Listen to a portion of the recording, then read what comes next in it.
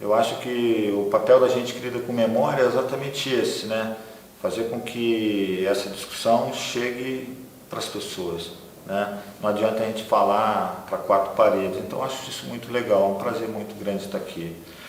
O documentário Os Sacerdotes do Povo, The Red Bishop, o Bispo Vermelho, ele trata especificamente da figura do Bispo Dom Valdir Calheiros, né? Mas o nome em si, ele sugere uma referência em relação aos bispos, uma parte da Igreja Católica que a gente chama de Igreja Progressista Católica, né? Que é a igreja que pegou firme com relação às resoluções do Concílio do Vaticano II, né? A opção pelos pobres. Então, assim como o segundo livro Brasil Nunca Mais, né? Que era um projeto da Arquidiocese de São Paulo, era dirigida, se não me engano, pelo bispo Dom Paulo Evaristo Arnes. Ele coloca o seguinte, que assim como durante o golpe militar de 1964, nos quartéis não existiam somente militares golpistas, tinham aqueles que prezavam pela legalidade, prezavam pelos direitos dos trabalhadores, e esses se colocaram contra o golpe militar. Esses eram chamados de os generais do povo, né? Assim como na Igreja Católica, que é sabido no meio dos historiadores e pela própria Igreja também é sabedora disso, que uma boa maioria da Igreja Católica apoiou o golpe militar, né?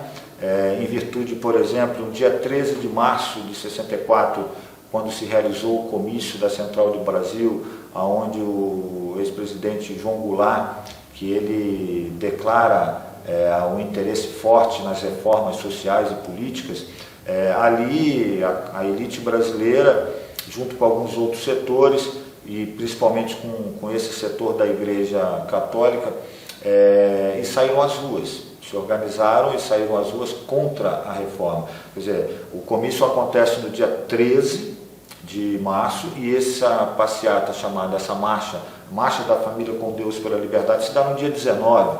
E aí no dia 31 para 1º de abril acontece o golpe militar nesse país, que seria quer dizer, na verdade, a Marcha da Família com Deus, na verdade, montou o palco para um espetáculo de horror, como é colocado no documentário, que duraria 21 anos, né?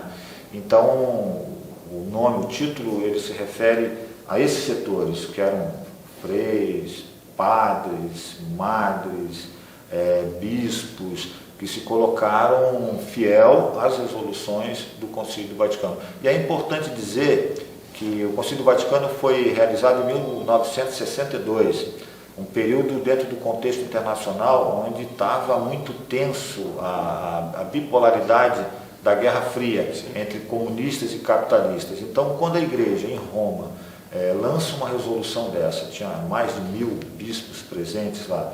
Uma coisa é a opção pelos pobres na Europa, né? A outra coisa seria que, como foi na América Latina, repleta de ditaduras militares, né? E naquela época, ser comunista, ser acusado de subversão dentro da política de segurança nacional que eles tinham, era considerado um crime muito grave. E Volta Redonda, isso ficou muito latente, porque aqui era área de segurança nacional também. Então, depois do golpe, aqueles movimentos sociais, movimento operário e esse próprio setor progressivo da Igreja Católica, durante os anos que a gente chama dos anos de chumbo, né? Durante o período do AI-5, de 67 até 75, foi um período de muita perseguição,